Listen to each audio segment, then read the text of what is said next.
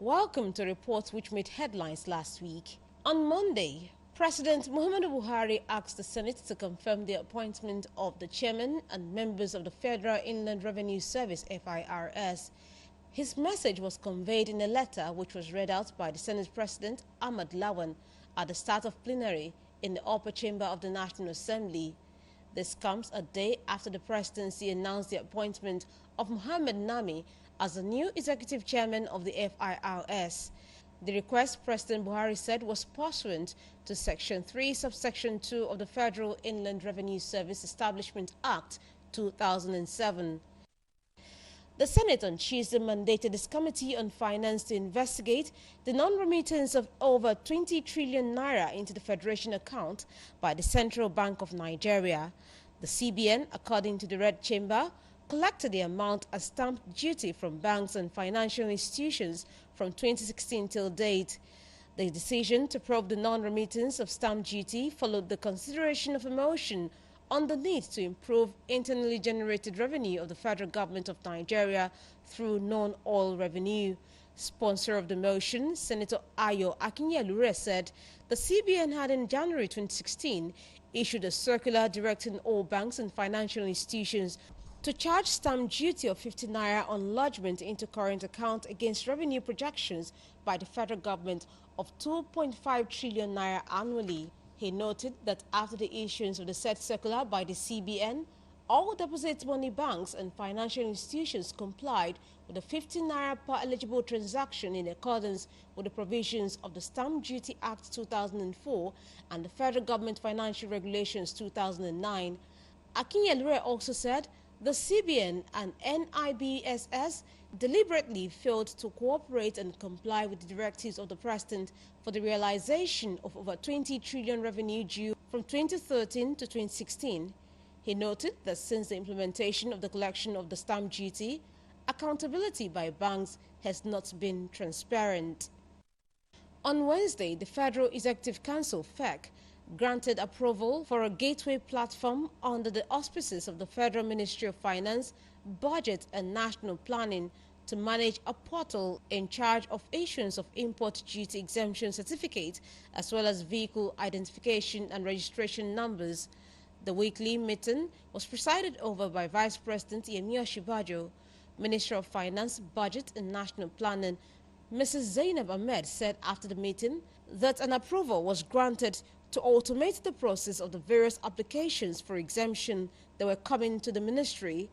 She said these categories of import duty payment and other tax incentives covered a number of sectors, including the downstream gas utilization project, the agro-allied processing project, commercial aircraft engines and spare parts, automobile assembly, iron and steel production, power including thermal, hydro, solar and wind, textiles, plant, machinery and equipment imported for use for mining operations.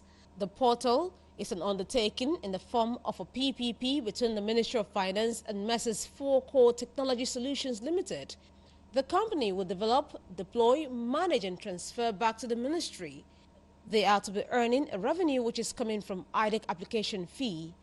They will earn 10% of the revenue to enable them recover the cost of deployment as well as the management, as they will be managing the project over a 10-year period.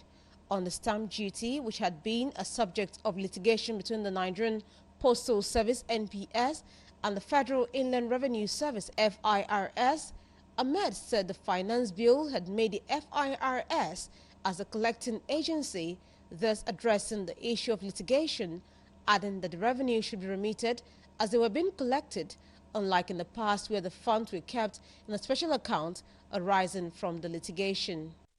A Yola High Court presided over by Justice Nathan Musa on Thursday sentenced 2 officials of the Independent National Electoral Commission (INEC) to 21 years imprisonment each for receiving a bribe of 362 million naira from the former Minister of Petroleum Deizani Maduike during the 2015 general election. The convict, Ibrahim Mohammed and Sabo Iya Haman, were arraigned before the court by the EFCC. Alison Maduike, still at large, was also arraigned. Delivering judgment on Thursday, Justice Musa said that going by testimonies from 15 witnesses who appeared before the court and the suspects' responses, it was clear that they were guilty of the offense. Justice Musa said that although 362 million naira was received by the officials, they only shared 5% of the money to other staff of the commission, leaving a balance unaccounted for. He, however, said that following the pleas by their counsel, they were sentenced to 7 years each on each of the 3 charges, adding that the sentence will run concurrently. The judge also urged the Inspector General of Police, Mohammed Adamu, to liaise with the International Criminal Police Organization, Interpol, to arrest the third respondent, Mrs. Alison Maduike, so she can face her charges.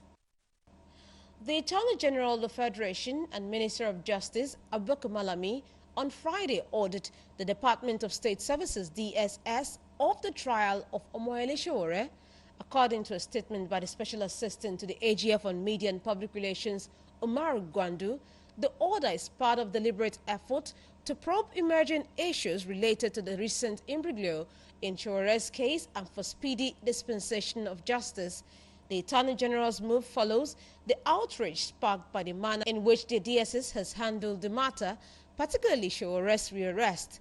Before the DSS stormed the court in a bid to rearrest Sowore, hours after releasing him, the agency had come under criticism for its delay in releasing him on bail despite a court order. Gwandu said the request for the transfer of the case to the Office of the Attorney General and Minister of Justice was contained in a letter dated 11th December 2019 and addressed to the Director of the Department of State Services, National Headquarters, Abuja.